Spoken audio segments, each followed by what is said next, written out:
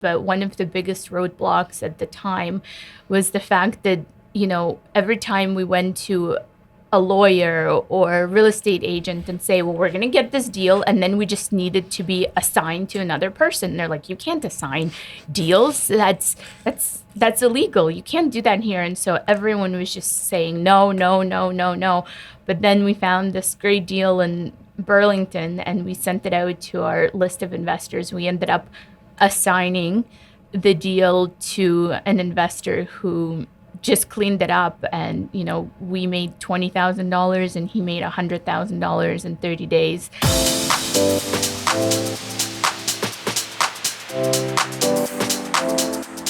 All right, Sandy and Kate, how are you guys doing? Excellent. Good. Amazing. Yeah, Yes. I'm glad to have you guys here. This has been something that I've wanted to do for a long time because we have a long history. I don't think a lot of people know that. When we first met, and I think we're trying to figure that out before we started. It was like, what, 2012, somewhere in there? Yeah, I think it'd be about a 2012. long time ago. Yeah. A long time ago. I feel like Star Wars. Yeah. A long time ago in a far-off galaxy. Yes. Yeah, that's right. And it was when we had recently started Smart Home Choice, and you guys used to come out to our networking events. We used to what was that restaurant called where we did it? Not Tap and Tankard. Was it Tap and Tankard? It's in Pickering, I believe. No, it was in Whitby. It was in Whitby? downtown. Okay. Yeah, it was in downtown Whitby. Maybe it was Tap and Tankard, something like that. Yeah. Anyways, I can't remember, man. I Yeah. barely remember what I did yesterday. It's probably not there anymore, is it? No, it's still there. Is it still there? Oh yeah, it's still there, still rocking and rolling. Okay. It's funny because when I think to that time, we were so green in what we were doing. We had no idea what we were doing. I think I read like one book and watched a couple YouTube videos, and then I said, okay, I'm a real estate investor. And then we just went on meetups, and I think that's how we found your meetup. And I just read in, I don't know, one of the books, go meet people. And that's what we did. And Yeah. here we are 10 years. I want to talk about that. So here's what I want to do. So today I want to talk about the past and the relationship that we had built, and then the way that you guys grew, and maybe some of the learning lessons that you got out of that and that we can share. And then some of the habits that you've built over the years, because you guys are incredibly successful. You guys have built a couple different businesses. You're a successful real estate agent as well too, and you've got a team. And I want to talk about the habits to get you to where you've gotten to, and then we'll talk about the future of real estate, the future of where things are going in Ontario, and whether it's good or it's bad, and AI and all that stuff, right? So Nice. Let's kind of just dive into it. So wholesaling. I remember I got my license in like 2014, and you called me up. And you're like, hey, Gary, can you help me with some comparative market Yes. analysis? And I was like brand Yes. new. And I'm like, yeah, no problem. I put my Superman, cape on. I didn't barely even know what I was doing. Yeah. So the two of us are running around. We don't know what the fuck we're doing. Yeah. And it's so funny to think back to that time. And really, wholesaling was the way we got started because we had not one red cent to our name. And, you kind of need money to buy real estate. And then there are these gurus that teach you, well, how can you invest in real estate with no money down? And of course, at the time, there were a lot of these different people teaching about wholesaling, and it was really an American concept At the time, the time, yes. Right. And what they were teaching wasn't necessarily, every person that I went to and asked them to do that for me, they were like, no, you can't do that here. You can't do that here. And I mean, we didn't know any better. But ultimately, that's how we ended up doing one deal that allowed us to buy our first investment property. Right. And the thing too, back then, there wasn't as much training and different meetup groups that you could go to as there is like today. Like there's so many different gurus out there and different events that you can go to and meetups, but that wasn't really there. And like the big thing for us back then was Bigger Pockets, remember? Yes. We used to go to Bigger Pocket. That's why I used to get a lot of my education, but it was a little difficult as well too, because they were teaching us some of the US fundamentals and practices, right? That's it. That's we YouTube. When I remember renovating our first house back that we bought, I renovated a lot of it, and it was YouTube. But even YouTube had enough presence back then, but there was no. Now you can find podcast shows on like how to renovate properties, how to do every aspect of the industry, not just like big picture industry stuff. And so there was not much back then, but you had a great opportunity there. That's kind of where we connected and obviously met and started building. When you go to these meetups, you really get a chance to build your network, your team, your power team. Right? Yeah. And that's what we found was most valuable about those groups, and still is today. 100%. Just that was definitely the kind of foundation of our whole success, I would say, in general. It was just wanting to be in those rooms and continually wanting to be in those rooms to today, even. Yeah. Where you can continually build those opportunities in your team. For sure. And so wholesaling was your big thing back in the days. And like, how many did you guys do? And is that how you guys raised your capital to then get into purchasing properties? Like, Yes. walk us through that. So we used to, I lived in Vaughan and Sandy was still living at home in Uxbridge. And I remember we were like, well, where do we get the leads from people who want to sell their house? And we would go and buy those big yellow signs. Yes. And we would write with big black marker on them, "We buy houses 911, cash, no questions asked." Yes. And I call remember. us. And so because the city of Oshawa and Pickering and I think that's they have the city going out and removing these signs. So we would go out Friday after the city workers just laughing thinking about it, went home. So after 5:00, and we would stick these signs in the ground all over plazas, Walmart, everywhere. And then we had a phone that we would just sit and wait for the phone to ring on Saturday and Sunday, and it would ring. And then we would go back on Sunday and pick up our signs so that the city workers wouldn't toss them because we didn't have any money to buy more And you signs. had 1-800 numbers as well too, right? Did you do that? We did. We did have a 1-800 number, yeah. Okay. And that's how we started getting leads and we started getting our deals. And then we had, through going to networking events, we got numbers of investors that actually did have money to buy these properties. So we started building our list and emailing these investors. And our first deal that allowed us to purchase our first duplex here in Oshawa was through that list. And the funny thing that I've learned, there's a concept, who, not how. And I didn't know that that's what the name of it was, but one of the biggest roadblocks at the time was the fact that, every time we went to a lawyer or a real estate agent and say, well, we're going to get this deal, and then we just needed to be assigned to another person. They're like, you can't assign deals. That's illegal. You can't do that here. And so everyone was just saying, no, no, no, no, no. But then we found this great deal in Burlington and we sent it out to our list of investors. We ended up assigning the deal to an investor who just cleaned it up, and we made $20,000 and he made $100,000 in 30 days. And it was a bittersweet because had we known more, we probably could have done a bit better with our strategy. But that was an amazing milestone for us. And the who, not how is the investor guy said, you don't need to assign it. We just do an amendment. I didn't even know that word existed back then. Right. And so we just did an amendment and we got this deal done. And it was a win-win-win for the seller, us, and the investor. Yeah. And you know what the cool thing about that you said is that the importance of it, I don't think people pay enough attention to this, is making that list and having a database. Because the database that I started back in like 2010, I still talk to that database. I still nurture that database. Yes. And it's made me so much money. Yes. And I'm sure you guys are still using that same database and you continue to grow it today. Yeah. And you've been so consistent with Smart Home Choice. Like, Yeah. I still get your emails. Yeah. Yeah. And I'm always impressed because I week. know the effort that it takes, not just to build it, but stay consistent with it. It's consistency is the key. Because if you have the database, but you are not communicating with them and you're not using them, then... Yeah.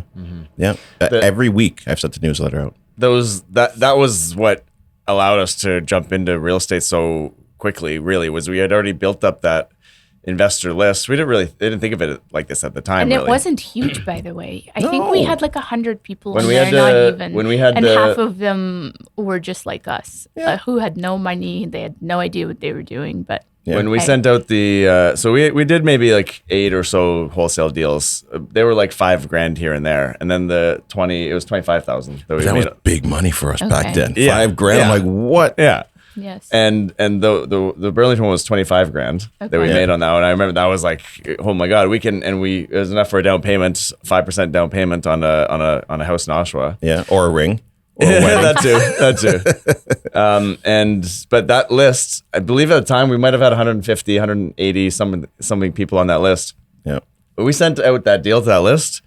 That deal was gone in a day because it was Yes. such a good, attractive deal, and the people that purchased it kind of, I think they were in Burlington already. They kind of knew the area, and they were acting fast.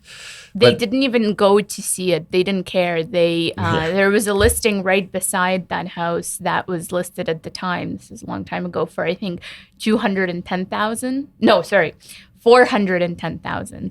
And we had the deal for 265,000, and all it needed was cleanup. That Yeah. really is it. It was a nice house. I want to talk about the lists because I know for me in the beginning, trying to get investors to pick up these deals, it was difficult in the beginning. Did you guys have the same type of difficulty? And then what did you do to tweak it to make people want those deals? Was there something, you know what I mean? Yeah, I mean, we definitely at the time we were doing a lot of work on like Kijiji at the time, classified ads. We were running ads to generate people to join the list. We were running both sides, buyer side, like investor buyer side, and then motivated seller side. And the investor side for sure at the start, like I would find when they joined the list at the start, there was a handful of people that would join that we'd see at meetup groups and whatnot, and seeing them in person added massive validity. Right. Whether we knew what we were talking about or not, we were real people. We weren't some random lists online, right? And so that definitely helped, but also calling the people as they joined the list or emailing them or saying like some sort of communication right away was huge because it would validate that we're not some, big, huge random company or something that's going to steal their information or whatnot. We were like real humans, and we were just, at the time, we were very motivated to make, there was some lessons in this is not the right thinking, but we were really motivated to make money ASAP, which was fine. But it was also why we missed the opportunity to maybe partner with the people that bought the wholesale deal that we made $25,000 and they made $125,000. We could have actually, they came back to us after and said, we could have just partnered on a deal and split the whole thing. And we were like, oh my gosh. Right. Yeah. We were so wanting to make the quick money. Yeah. And so we really wanted to provide deals to people. Like we really wanted to get them great deals. And I think most people, what I've seen over the years in the wholesaling world, especially, is that they generally don't have good enough deals. Like there's some great ones out there, but at the time we thought too, we're advertising it when it's like 90% of fair market value. It's Right. not really exciting enough, right? You really got to get pretty discounted deals or terms that are really unique. Yeah. And you know what I think though, also what he was doing, because I mean, look, I used to wholesale my deals as well too in the beginning, if you remember, like I used to do rent to own and I would wholesale them Yes. for like, $5,000. And what it was doing, at least I think for myself and maybe for you guys as well too, is building confidence. Confidence in, I was able to find deals, confidence in being able to actually sell these deals, and then also building up my down payment to them, because I think also too, I don't know if I felt confident enough to partner with them yet. Right. Yeah. You know what I mean? Like, I don't know if it was like that for you guys, for me, I was like, I don't know if I'm confident yet to do this because they're going to give me 100,000. Oh my God, what if I lose it? I think there's a quote and it says, "Get in your head and you're dead." And my dad also says, "The less you know, the more you sleep." So when I think back to that time, I think we didn't know what we were doing. We were just trying to get shit done. And because of that, we weren't really for good or bad of it, but certainly for the experience of it, we were just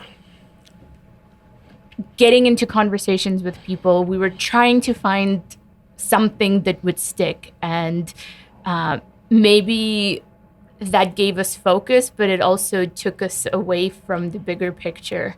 And I think that the lack of knowledge maybe prevented us from like that thought of being self-conscious that we don't know what we're talking about, because we were so focused on just getting something done, something to stick. I agree with that. It was like it was almost a little bit of a tunnel vision, but we weren't overly concerned with all the noise and the political noise. Yes. And because I remember even talking to Darlene about this, like I didn't even know what side I was on back in 2013 or 14. Like, hey, am I liberal or am I conservative? I was just focused on providing for my family. That was it. Because I remember Jim Rohn saying this as well too, is that, whether it's the left or the right or the conservatives or the liberals or whatever it may be, don't wait for anybody to come and save you. Right. Like just go save yourself. Yes. Go build your business and build your wealth. Like, but don't think Trudeau's coming to save you. And don't even wait until, if he does get out, for Pierre to come in and save you. Right? Absolutely. None of them are saving you. No. So nothing's saving anything in life. Nothing's coming to save you. You got to control. You can't control everything in life, but the things you can control, you gotta work on and develop and grow and do your best to make the best of them. Yeah. All right. So listen, I want to move on to the next segment, which is like your habits. What kind of habits have you guys, developed from the past of building businesses and doing the wholesaling? And then obviously you got your real estate license as well too. And, you're now an owner of a property management company. Found Spaces. Yes. And what you guys have built is no joke. How? Yeah, it is no joke. In hindsight, you kind of look back, you go, oh my gosh, can't believe we did all that. Yeah. Well, let's just talk about what you have first, and then we'll get into habits. We've sold a few in the last year, but we've had a portfolio upwards of, I think, 250 units spread out mostly in Hamilton across a few different markets. And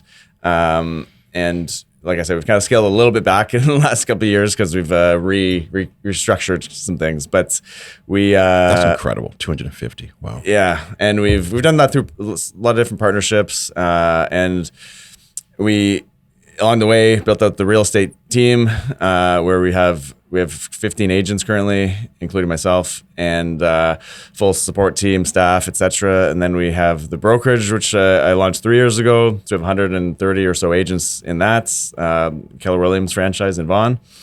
And then we've had the property management company in a variety of forms, really, for the last 6 years, I want to say.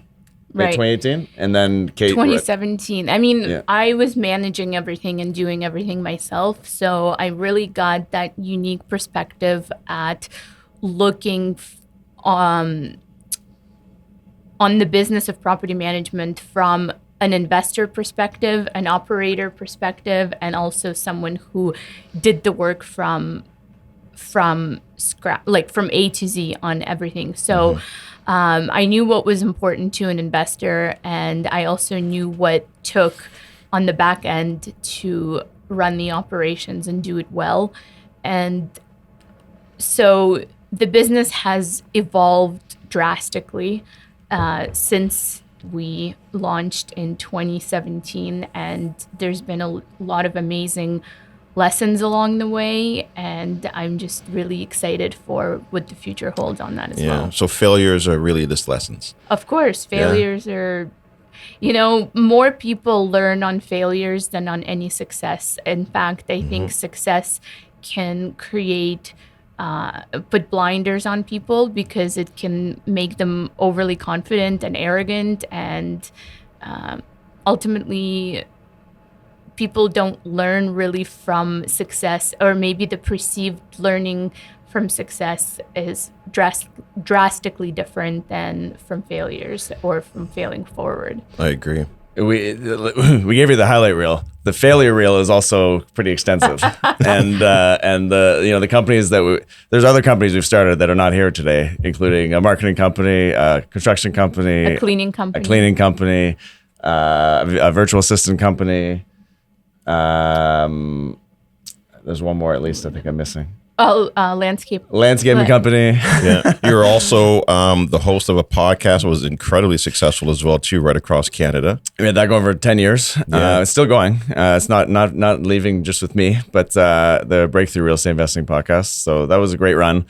And that was a success, I would say, for sure. We've had great success from that. And I think one of the lessons in starting and failing and sometimes succeeding in these things is if you start with the right reasons for something, you're probably gonna be successful for all the right reasons. And if you start with the wrong reasons, like if you start a company or start anything with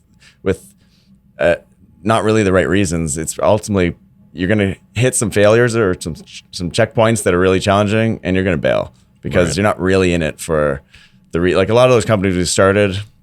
I think if we're honest with ourselves, we're just kind of in it for money and not really, we didn't have true passion for them, or we weren't really trying to serve the clients at the highest level. We also didn't have proper mission, vision, and values. The idea was like, okay, we did have an idea that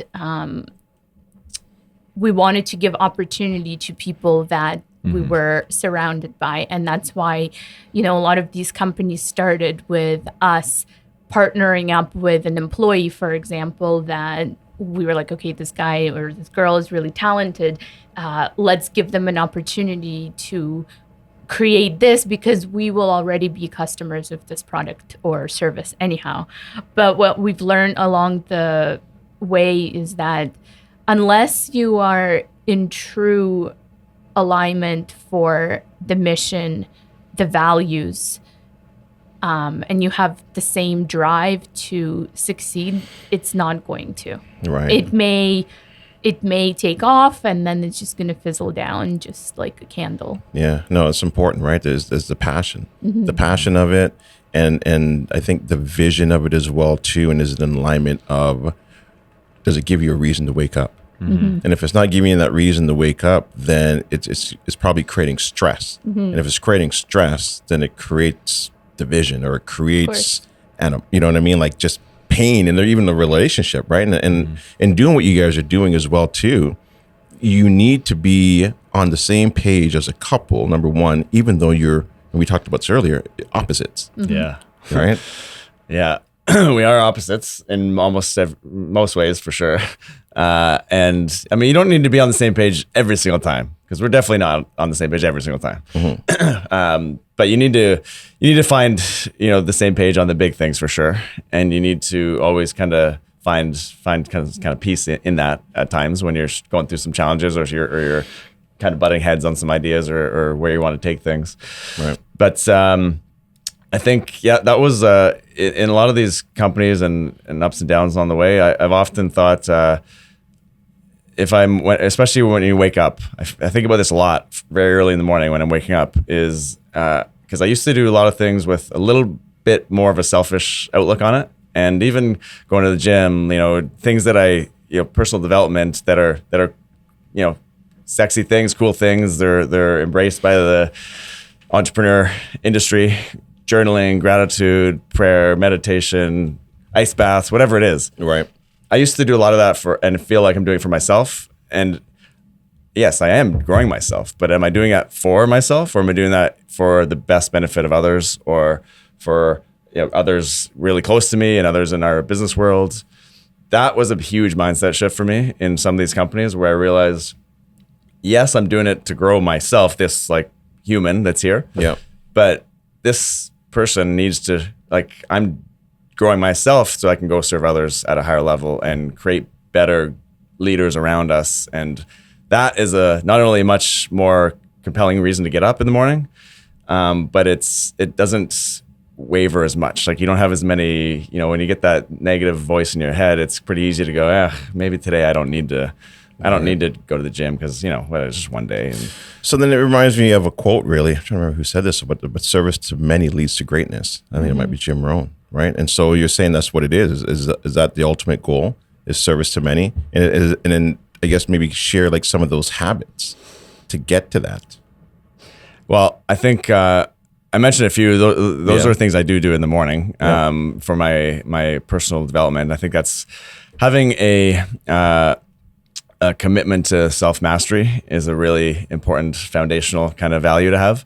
And just committing to building yourself into a better human overall in so many ways. We're looking on the wall here, wealth, health, mindset, those are big pillars there. And you have to, in order to be able to serve more people at a higher level, you have to become a better version of yourself every day in, day out. And I think if you have that mentality too, you're going to have that habit of looking for lessons, because you're going to be looking for ways to get better.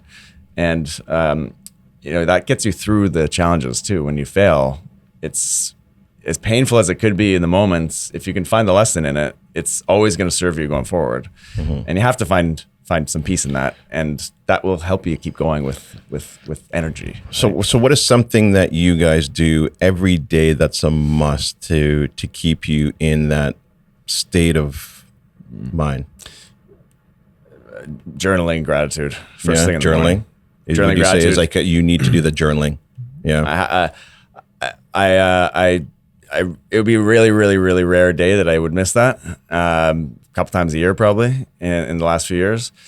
I think that's just, and if you have various beliefs, some faith beliefs and stuff, I think that's really important to, hone your spirituality in.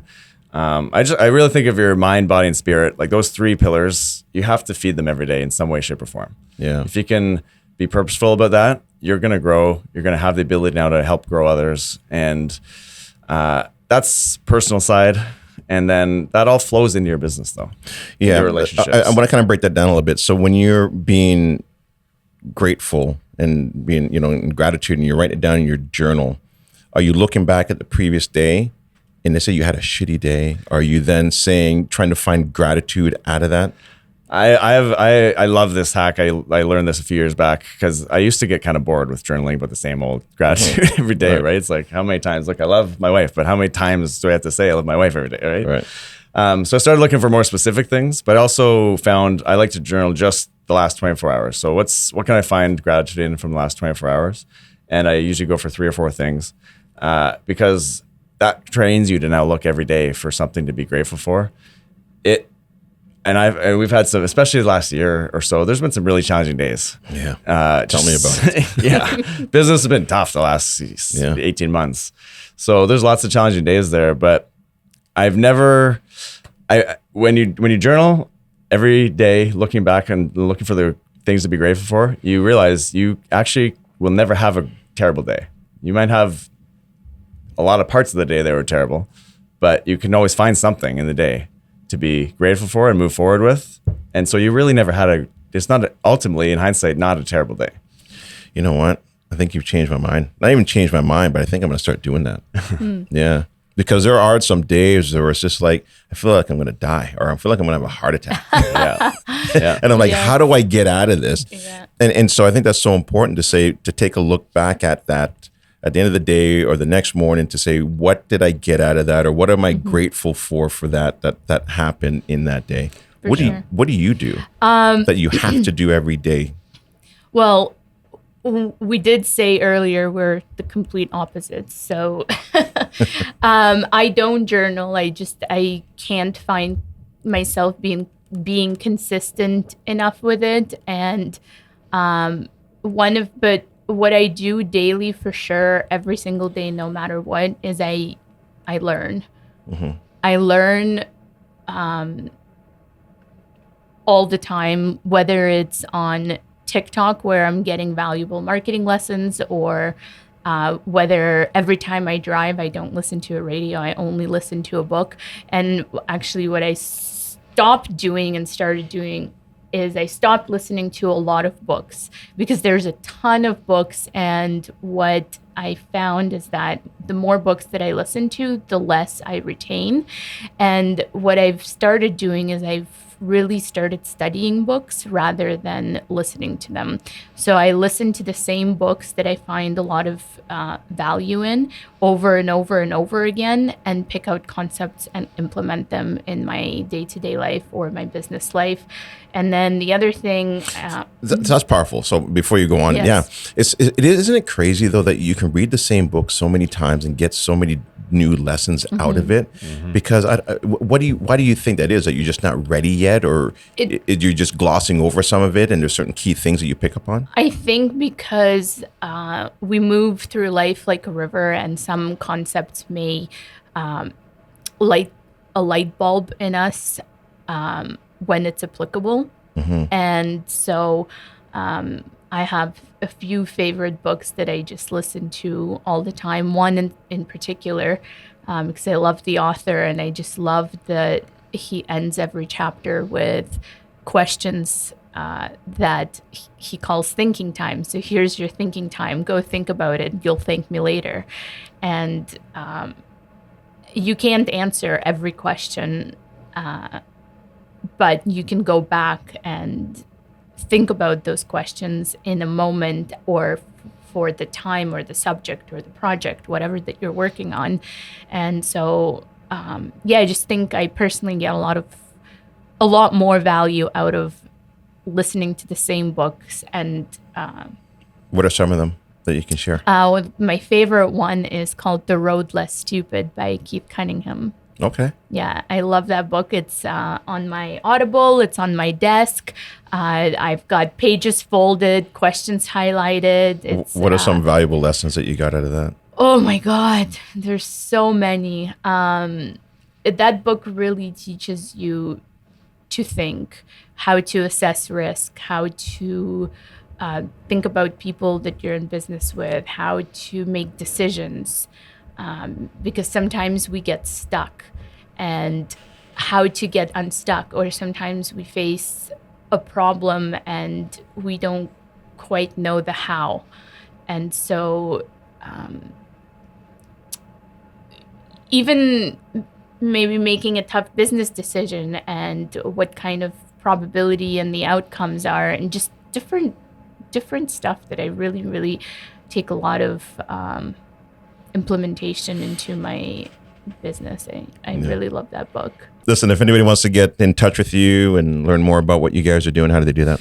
Easy to find us online. Social media is probably the quickest and easiest way to connect with both of us. At It's Saint MacKay, or at It's Kate MacKay. So Yes. easy to remember too. That's best for me. You can find us on all the social media channels quite easily. Awesome. Yes. Thank you guys so much. Thank you so much, Gary, for having us. All right. That was fun.